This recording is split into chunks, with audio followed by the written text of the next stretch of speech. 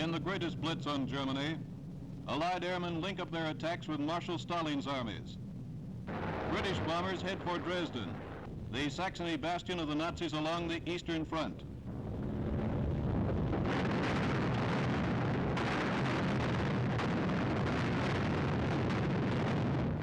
And up comes Goebbels' newest secret weapon, a scarecrow, exploding like a plane hit by ACCLAIMS.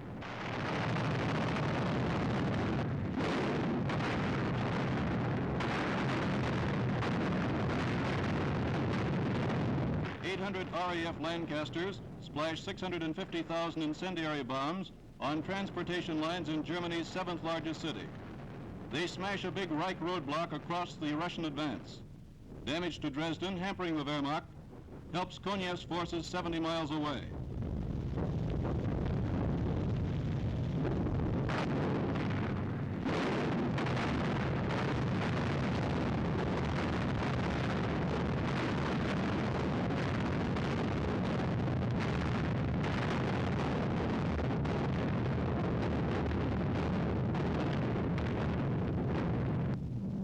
Out of the west, 1,350 American bombers of the 8th Air Force streak their vapor trails into the dawn.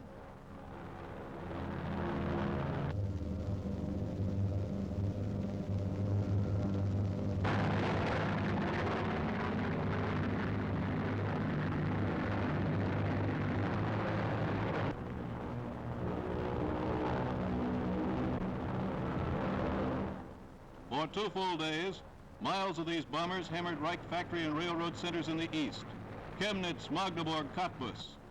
The veteran 1st Division of the 8th Air Force today carried its 200,000 ton of bombs to help an ally.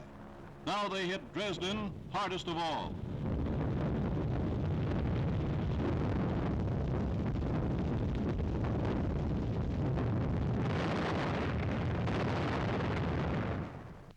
The blitz here, blasting away for the Russians now 45 miles away, links the two-front Allied drive from east and west on Berlin.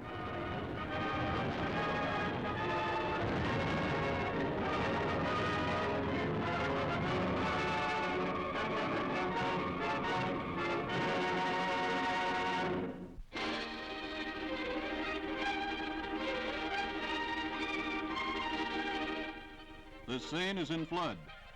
The waters are the highest in 34 years.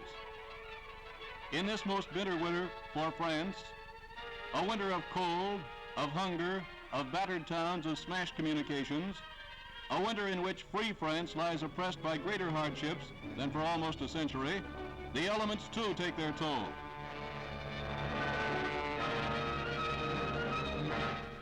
Industrial equipment, barges, cranes, grain elevators in the flat country outside Paris are flooded, swamped, made useless. Boats are thrown up onto what had recently been dry land. Viaducts, vital to the supply lines, must be reinforced.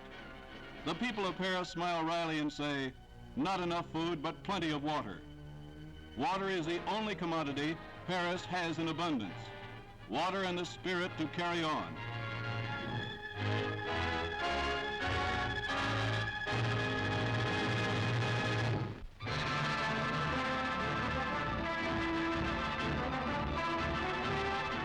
Alsace welcomes General de Gaulle in celebration of the great triumph at Colmar.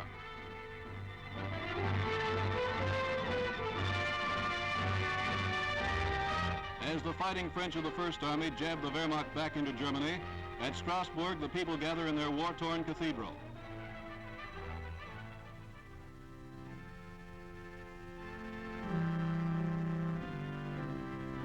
Generals de Tassigny, Juin, and Leclerc are here for the victory services.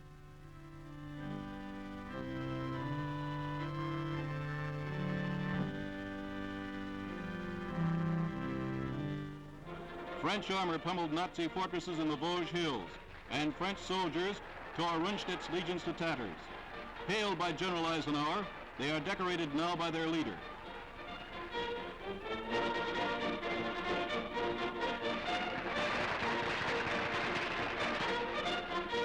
From now on, heroes of Strasbourg and Colmar will fight on German soil. At Saverne, the nation honors its American allies fighting shoulder to shoulder with the French.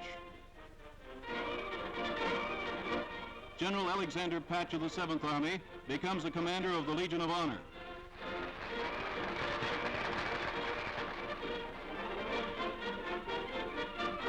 The Grand Officer Award goes to the commander of the 6th Army Group, General Jacob Devers.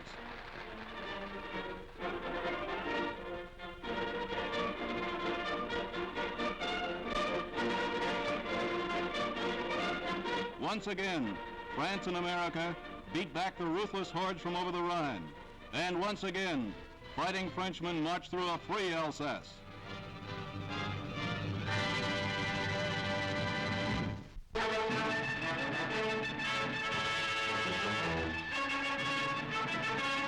Peace had come to Athens under the warm Mediterranean sun, when Mr. Churchill, met by son Randolph, visited Greece on the return from the Crimea. Others in the party were Field Marshal Alexander, General Scobie, and the British ambassador.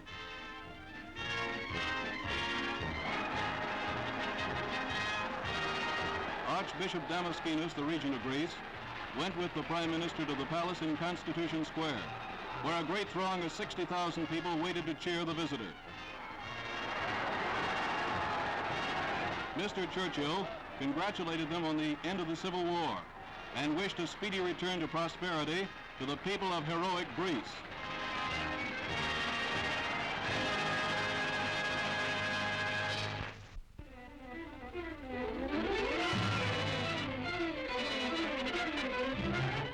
On the Third Army front in Germany, American soldiers have fought in snow, in ice, in fog, and now along flooded roads, flooded marshes, flooded streams.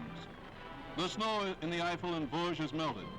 Torrents of water came down across the roads, and troops and supplies have a hard time moving up. Sometimes, Americans hold one end of a bridge, Germans the other. The enemy has to be bombed or mortared out before the advance can proceed.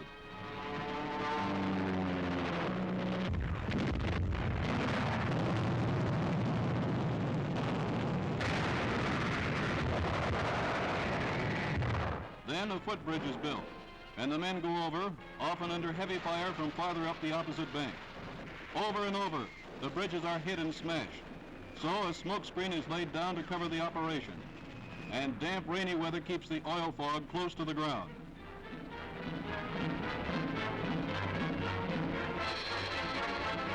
When the wind shifts, the canisters are floated downstream to the windward. Ammunition, food stores, and medical supplies are carried across.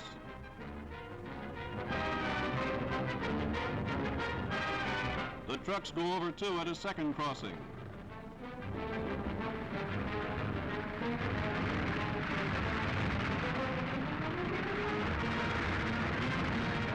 The troops advance, with the river and smoke screen behind them.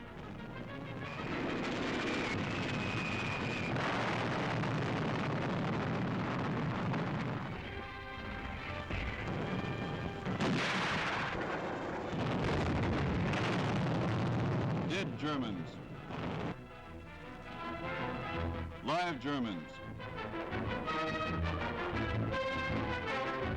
Meanwhile, on the northern sector of the front, the Canadian First Army under General Crerar attacks east of Nijmegen. Cleve is taken. Gaulle is taken. The Rhine is reached at Emmerich.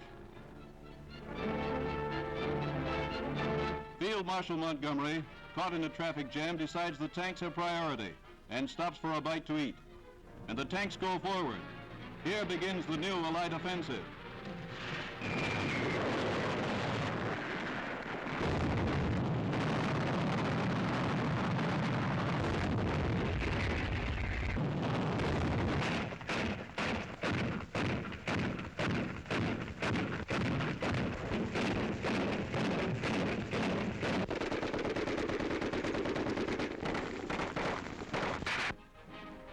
In the first 2 weeks, the Canadians took 10,000 prisoners. They cleared the Reichswald Forest, cleared a maze of German junctions, broke through 3 belts of the Siegfried Line. And war comes into the German homeland as it came to other homelands when the Nazis were riding high. Germany is learning what it means to begin a war.